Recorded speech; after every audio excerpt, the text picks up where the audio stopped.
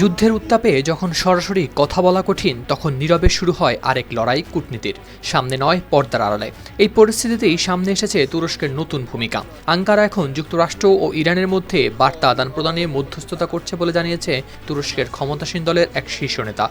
একে পার্টির পররাষ্ট্র বিষয়ক ভাইস চেয়ারম্যান হারুন আরামাগান বার্তা সংস্থা রয়টার্সকে জানান, তেহরান ও ওয়াশিংটনের মধ্যে বার্তা আদান প্রদানে ভূমিকা পালন করছে আঙ্কারা। হারুন আরও বলেন, এই বার্তাগুলোর মূল লক্ষ্য হল দুই দেশের মধ্যকার উত্তেজনা কমানো এবং সরাসরি আলোচনার পথ প্রশস্ত করা।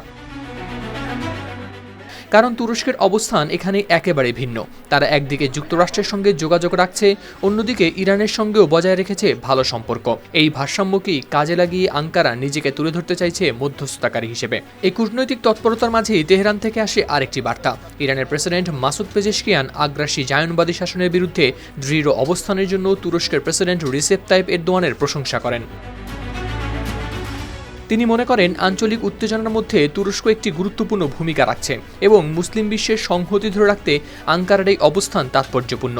সব মিলিয়ে যুদ্ধের শব্দের আড়ালেই চলছে আরেকটি নীরব প্রচেষ্টা সংঘাত কমানোর। যুক্তরাষ্ট্র ও ইরান উভয় দেশের কর্মকর্তাদের সঙ্গেই ভালো সম্পর্কে বজায় রেখে সেই পথে এখন একটি গুরুত্বপূর্ণ সেতু হয়ে উঠতে চাইছে তুরস্ক। হাওলাদার শামীম, RTV।